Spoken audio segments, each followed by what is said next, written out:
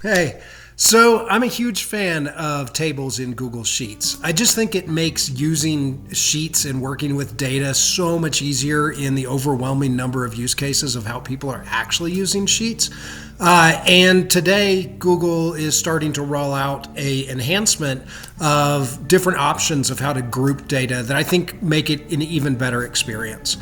So here we've got a table with some dummy data. This is a fake project that we're looking to reintroduce dinosaurs into the Colorado backcountry.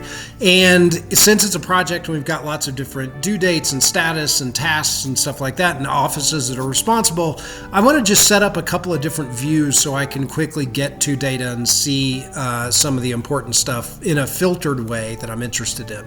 So I'm going to go to the views option right at the top of the table and I'm going to click on that.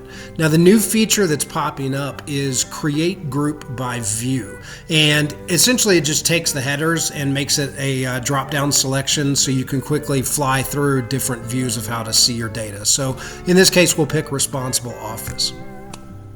All right, so here it siphoned it down to allocate each of the tasks that are owned by different departments. So we've got HR, open space, and public health with multiple tasks assigned.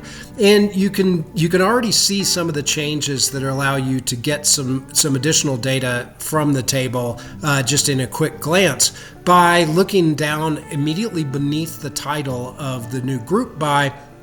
You'll see here that there's now a drop down in the gray header section that you can kind of customize. So in this case, it's telling me that there are 4 separate tasks that are assigned to Eagle County Open Space. But I can come around and look at the drop down and I have a number of different options to choose from. So for example, if I go over to the status one and drop down, and this you'll notice this applies to each header, each column. Here you can see that we have percent filled. Well, with the 4 tasks we've got assigned, there's only one of those 4 tasks that actually has a status assigned. So I'll go ahead and change that to not started, and pending, and you'll see that it goes up to filled to 100.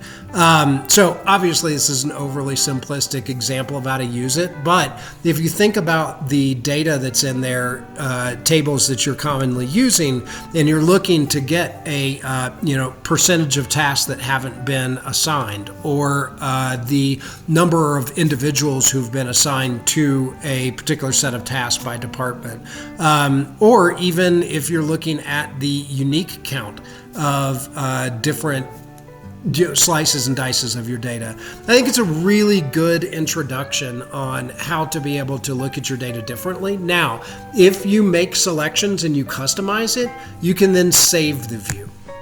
So in this case, I'll just do a by responsible office and I'll click save. And that's actually going to keep the designations that I have for filled and count. And what it also means now is when I come into the table, I can very quickly just drop down and go to a different view. We'll create one more. We'll go to status. So here, status, I've got a number of status that haven't been assigned. I've got 2 in pending, 6 in not started. And if I want to save that view, now I can just come in and click save by, save. And so now I can switch between these saved views. So I think this is a really, really helpful update. And I'm hopeful that you find it useful too. All right, later.